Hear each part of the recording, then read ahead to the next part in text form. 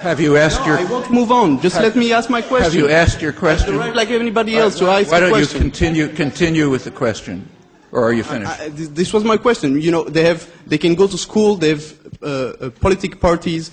They even have soccer teams within Israeli leagues. They're just as part of the country as anybody else. So why would you call apartheid on Israel?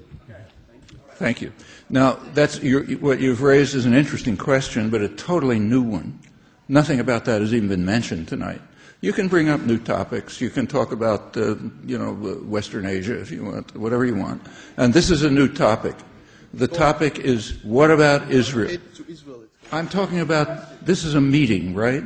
You have heard not one word about Israel so far until you brought it up. But if you'd like to bring it up, fine. So what about Israel itself?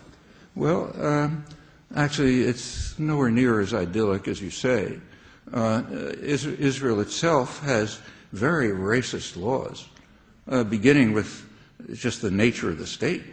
I mean, the High Court, it's the basic law, which is essentially the Constitution, establishes that Israel is the state of the Jewish people in Israel and in the diaspora. Okay, that means it's my state, but it's not the state of its Palestinian citizens. Now, this is not just words. This plays out in policy. The most extreme policy are the land laws. The land laws in Israel are this is Israel itself now, we're not talking about occupied territories. The land laws in Israel itself are a complicated system. I've written in detail about them, as have others, if you want to look it up. But it's a system of laws and administrative practices and bureaucratic arrangements and so on, which ends up with the consequence that 92% of the land of Israel, of the state of Israel itself, is restricted to Jews, to people, if you want the exact wording, to people of Jewish race, religion, and origin. That's the JNF, the Keren Kayemet principle, and they operate the Land Administration Agency under a contract with Israel. Well, that has consequences. And in fact, the history of that is pretty interesting. There's been a lot of protest in Israel about this. It finally reached the High Court in the year 2000 in connection with the town of Katsir. It's a town which is all Jewish. And there was an Arab couple, a middle-class, professional Arab couple, who wanted to buy a house in the town. Of course, they were refused. The civil rights group, there was a civil rights organization in Israel. It brought the case through the courts, finally got to the High Court, Supreme Court, and they made a historic decision. They decided in the year 2000 that the Israeli land laws are what we would call unconstitutional, violation of the basic law. Well, 6 years later, that couple was finally allowed into Katsir. But apparently that's the only such case. Meanwhile, the Knesset, the parliament, has tried to remedy this. Kadima, the so-called centrist party, just about a year ago, introduced legislation saying that people can be excluded from a town if the if the town committee decides they're incompatible with the people in the town. Everybody knows what that means. The Likud thought that wasn't harsh enough.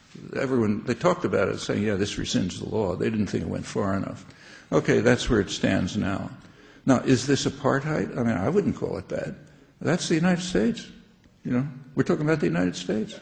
I mean, when my wife and I wanted to buy a house in the suburbs when we couldn't pay Cambridge rents back in the 60s, we asked the real estate agent if there was anything for sale in Winchester, which we liked. And he told us, well, you wouldn't be happy there. In other words, no Jews. Yeah, it's our own history.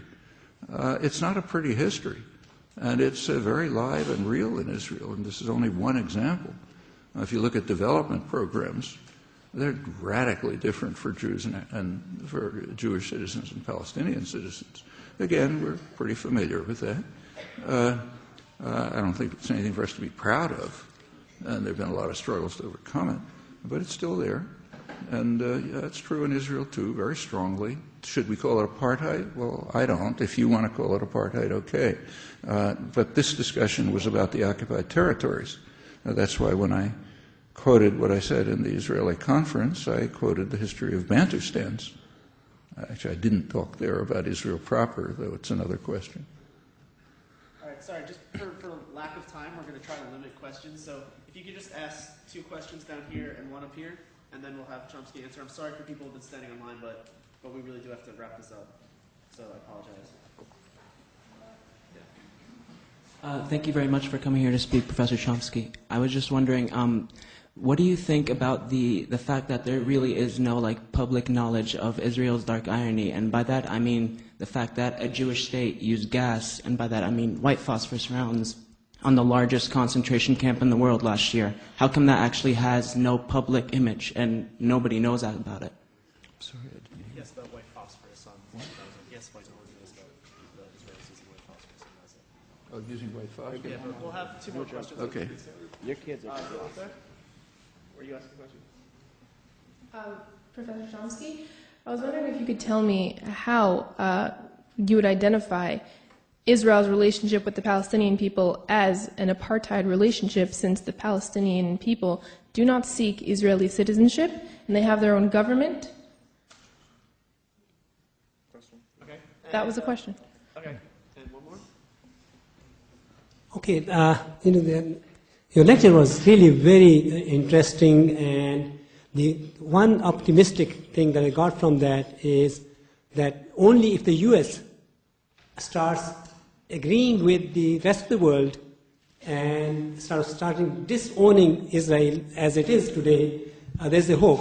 But what can the people here who support Palestine, what can they do to really mobilize the public opinion? I mean, you are one of them who are doing it, but what is the rest of us? What is it that we can do? Here? Oh yeah, in the United States. What can people do in the United States? That's right, to sort of build up the support for Palestinian state. Support what? What can people do here to support Palestinian Right. business rights? Yeah. All right, we're going to have to cut off the speakers there. I'm sorry, it's getting late, and final. Well, on the white phosphorus, people who read human rights reports know it. It's been reported by Amnesty International, by Human Rights Watch, by the Gold Sun Report, and so on. Of course, that doesn't get much traction here. But do you know here about other U.S. crimes? Sorry, if you could shorten your responses. We'll Yes. try to fit in another couple more people. Yeah. Well, U.S. crimes are not reported, barely reported. So, for example, how many people here know, to pick another part of the world, that the second largest refugee displaced population in the world is in Colombia? And a large part of the reason for that is because of U.S. chemical warfare. It's called fumigation. It's actually chemical warfare, which is driving peasants off the land, opening them up for mining companies and agribusiness and so on. It's created millions of refugees. Anybody know about that? Easy to go on. For those of you who are interested in becoming a respectable intellectual, in the universities and the media and so on, there's some very simple rules. One is focus your attention like a laser on everybody else's crimes, but don't report your own.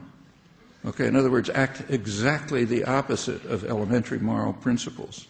It's a very useful lesson. I offer it free advice. So sure, people don't know much about white phosphorus because the U.S. is involved. But it's there, information's all there. Palestinians have their own government. Well, actually, I won't reread what I just said, but Palestinians have their own government less than blacks had their own governments in apartheid South Africa. And the Bantustans had their own governments. And in fact, they were better off than the Palestinians in the cantons. That's what the whole anti-apartheid struggle was about. The farce of the blacks having their own governments in the Bantustans. And as I quoted, and of course in Israel nobody objected, it's even worse in the occupied territories. What can people here do? Anything, The change, as far as I can see, has to come here. you know, and it can be done. There's many other cases where policy's been turned around. We talked a little bit about the changes of the atmosphere here in the last 20 years. Same thing happened on, you know, Indochina and Central America and anything else on civil rights. You know, it takes work. You know, it's not going to happen by itself, but it's a very free country. You can do lots of things. We're privileged people. You know, a lot of opportunities. Okay, those are the things we can do. Okay.